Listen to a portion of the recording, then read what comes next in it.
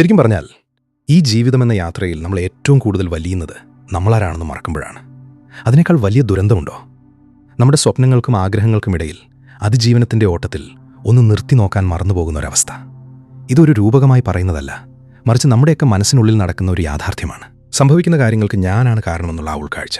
നമ്മൾ ആഗ്രഹിക്കുന്ന ഒന്ന് നമ്മുടെ ജീവിതത്തിൽ പ്രകടമാകണമെങ്കിൽ അതിനൊരു മാനസികമായ വിശ്രമം അനിവാര്യമാണ്. ഏറ്റവും വലിയ യുദ്ധങ്ങൾ പോലും ആയുധങ്ങൾ കൊണ്ടല്ല, നിശബ്ദത കൊണ്ട് ജയിക്കുന്നത് എങ്ങനെയെന്ന് ചിന്തിച്ചിട്ടുണ്ടോ?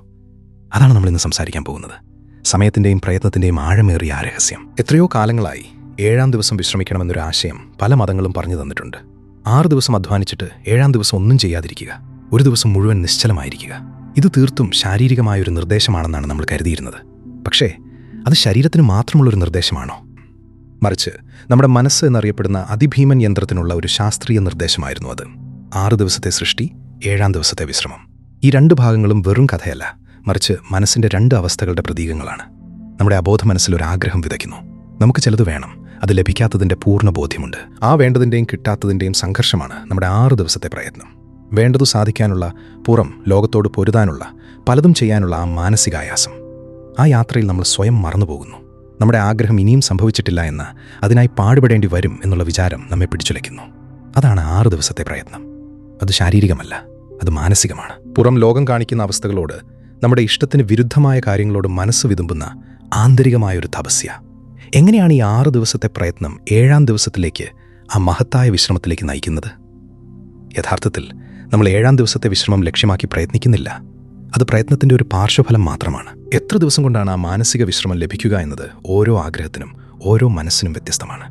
അതൊരു ഏകീകൃത കാലയളവല്ല. നമ്മൾ എത്ര ദിവസം, എത്രമാത്രം ആ മാനസിക യുദ്ധത്തിൽ ഏർപ്പെട്ടിരിക്കുന്നു എന്നതിൻ്റെ ആഴത്തിലാണ് ആ രഹസ്യം നിലകൊള്ളുന്നത്. നമ്മൾ ആഗ്രഹിക്കുന്ന ഒന്ന് പ്രകടമാകാനുള്ള യാത്രയിൽ നമ്മൾ പലപ്പോഴും ആവർത്തിച്ച് ചിന്തിക്കുന്നു, ഊഹിക്കുന്നു. ഇത് സംഭവിക്കുമോ എന്ന ചോദ്യം നമ്മെ വേട്ടയാടും. ഇത് സാധ്യമാണോ എന്ന സംശയം, അല്ലെങ്കിൽ ഇങ്ങനെ ചെയ്യുമ്പോൾ ഫലമുണ്ടാകുമോ എന്ന ആശങ്ക. ഇതെല്ലാം ആ 6 ദിവസത്തെ ഭാഗമാണ്. പക്ഷേ ഒരു ഘട്ടത്തിൽ ആ ചിന്തകൾ അവസാനിക്കുന്നു. ആ സംശയങ്ങൾ നമ്മെ വിട്ടുപോകുന്നു. നമ്മൾ ആഗ്രഹിച്ചത് ഒരിക്കൽ ഉറപ്പായും സംഭവിക്കുമെന്നൊരു ഉൾബോധ്യം യാതൊരു കാരണവുമില്ലാതെ മനസ്സിൽ പടർന്നു പിടിക്കുന്നു. അത് യാഥാർത്ഥ്യത്തിൽ നിന്നുള്ള പിന്മാറ്റമല്ല, മറിച്ച് യാഥാർത്ഥ്യത്തിനപ്പുറമുള്ളൊരു ബോധ്യമാണ്. ആ നിമിഷത്തിലാണ് നമ്മൾ 7-ാം ദിവസത്തിലേക്ക് കടക്കുന്നത്. ഇത് വളരെ രസകരമായൊരു പ്രക്രിയയാണ്. കാരണം നമ്മൾ പലപ്പോഴും കേൾക്കാറുണ്ട്, ഞാനത് വിട്ടുകളഞ്ഞു, ഞാനതിനെക്കുറിച്ച് വിചാരിച്ചു നിർത്തി, അത് സംഭവിക്കുമെന്ന പ്രതീക്ഷ ഞാൻ ഉപേക്ഷിച്ചു.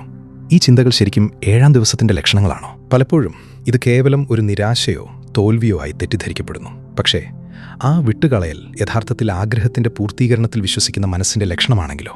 നമുക്കിതിനെ ഒരു ലളിതമായ ഉദാഹരണത്തിലൂടെ നോക്കാം. ഒരാൾ തൻ്റെ ആരോഗ്യത്തെക്കുറിച്ച് വളരെയധികം ആശങ്കാകുലനാണ്.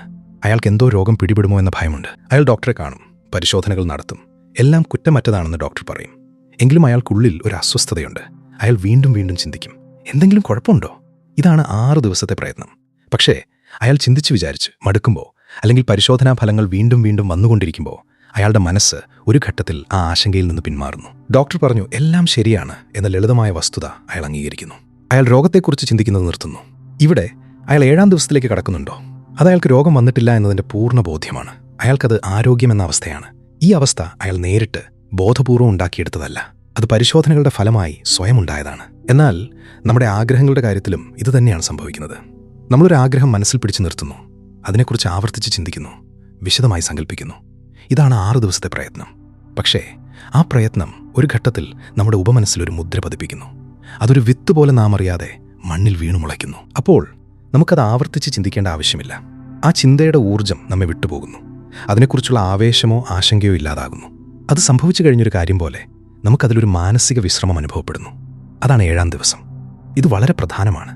കാരണം പലരും ഈ വിശ്രമത്തെ ഉപേക്ഷിക്കൽ എന്ന് തെറ്റിദ്ധരിക്കുന്നു. ഞാനത് വിട്ടു എന്ന് പറഞ്ഞുകൊണ്ട് അവർ യഥാർത്ഥത്തിൽ നിരാശയിലേക്ക് വഴുതി വീഴുന്നു. എന്നാൽ 7-ാം ദിവസം ആ നിരാശയല്ല, അതൊരാഴത്തിലുള്ള വിശ്വാസമാണ്.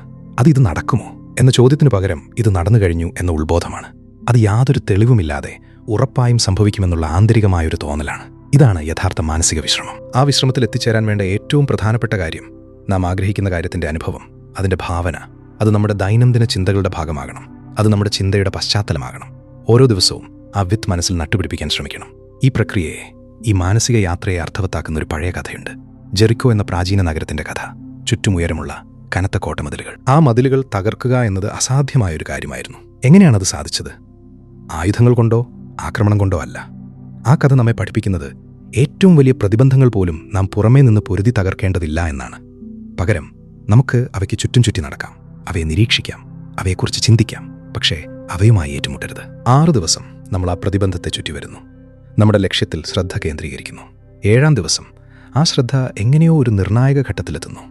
ആ നിമിഷത്തിൽ ആ പ്രതിബന്ധത്തിന് മുന്നിൽ നാം ആർത്തു വിളിക്കുന്നു, അല്ലെങ്കിൽ നമ്മുടെ ആന്തരികമായ ബോധ്യം പ്രകടിപ്പിക്കുന്നു. അതോടെ ആ പ്രതിബന്ധം തകർന്നു വീഴുന്നു. ഇത് യുക്തിരഹിതമാണെന്ന് തോന്നുമോ?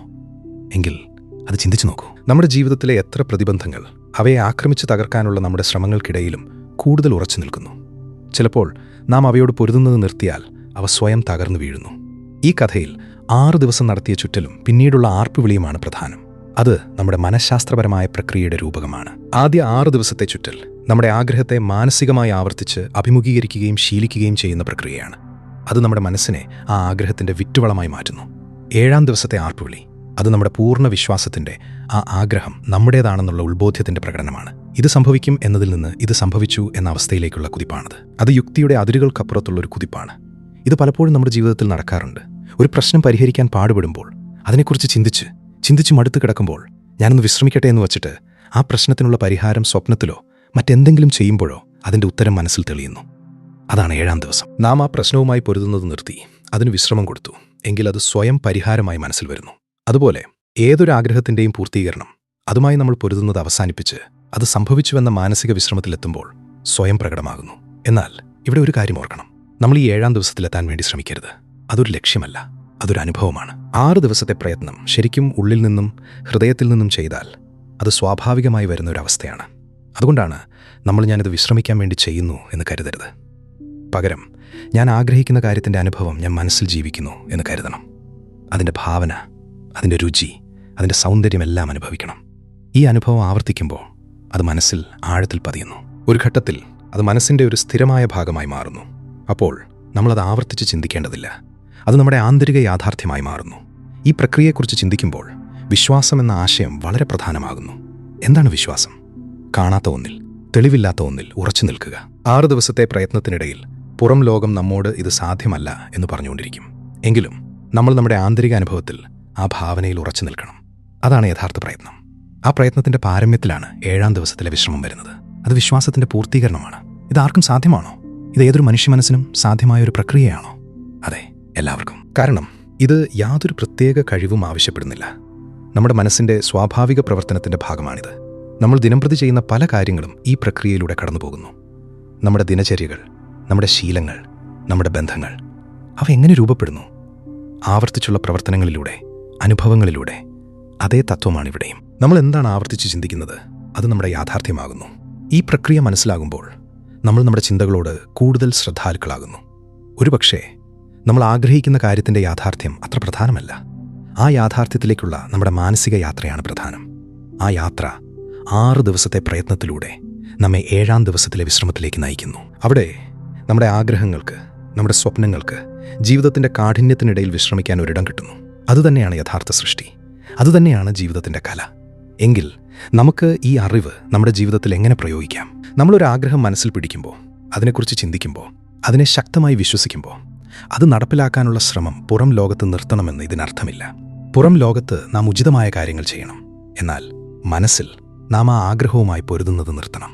അതിനെ ആവേശത്തോടെ പിടിക്കുന്നതിനു പകരം അതിനെ ശാന്തമായി സ്വീകരിക്കണം. അത് സംഭവിച്ചുവെന്ന ഭാവത്തിൽ ആ വിശ്രമത്തിൽ ജീവിക്കാൻ ശ്രമിക്കണം. ഇത് പ്രാക്ടീസ് ചെയ്യുമ്പോൾ ക്രമേണ നമുക്ക് ഈ യാത്ര എളുപ്പമാകും. ഈ ആന്തരിക വിശ്രമം നമ്മുടെ ബാഹ്യ യാഥാർത്ഥ്യത്തിൻ്റെ മേൽ എത്രമാത്രം സ്വാധീനം ചെലുത്തുന്നുവെന്ന് നമുക്ക് അനുഭവിക്കാൻ കഴിയും. ഓരോ ആഗ്രഹവും, ഓരോ സ്വപ്നവും നമ്മെ ഒരു പുതിയ മാനസികാവസ്ഥയിലേക്ക് നയിക്കുന്നു. നമ്മൾ ആ അവസ്ഥയെ അംഗീകരിക്കുകയും അതിൽ വസിക്കുകയും ചെയ്യുമ്പോൾ നമ്മൾ നമ്മുടെ ജീവിതത്തിൻ്റെ ശില്പിയായി മാറുന്നു. ഈ അറിവ് നമുക്കൊരു നിധി പോലെയാണ്. ഇത് നമ്മുടെ അബോധമനസ്സിൻ്റെ ശക്തിയെ മനസ്സിലാക്കാൻ നമ്മെ സഹായിക്കുന്നു. ജീവിതം എന്ന ഈ മഹായാത്രയിൽ ഈ 7-ാം ദിവസത്തെ വിശ്രമത്തിൽ എത്തിച്ചേരാൻ നമ്മൾ ഓരോരുത്തരും ശ്രമിക്കണം. കാരണം അവിടെയാണ് നമ്മുടെ യഥാർത്ഥ സ്വാതന്ത്ര്യം, നമ്മുടെ യഥാർത്ഥ സൃഷ്ടി, നമ്മുടെ യഥാർത്ഥ ജീവിതം. ആ മാനസിക വിശ്രമത്തിൻ്റെ നിമിഷങ്ങൾ നമ്മൾ തിരിച്ചറിയണം. നമ്മുടെ മനസ്സ് എപ്പോഴാണ് നിശ്ചലമാകുന്നത്? ഏതൊക്കെ നിമിഷങ്ങളിൽ നമ്മൾ സ്വയം മറന്നുപോകുന്നു? ആ നിമിഷങ്ങളിലാണ് നമ്മൾ ഏറ്റവും അടുത്തെത്തുന്നത് നമ്മുടെ ആന്തരിക ലോകത്തോട്. അവിടെ നിന്നുള്ള ശാന്തതയും സമാധാനവും നമ്മുടെ ജീവിതത്തിൻ്റെ ഗുണനിലവാരത്തെ ആഴത്തിൽ സ്വാധീനിക്കുന്നു.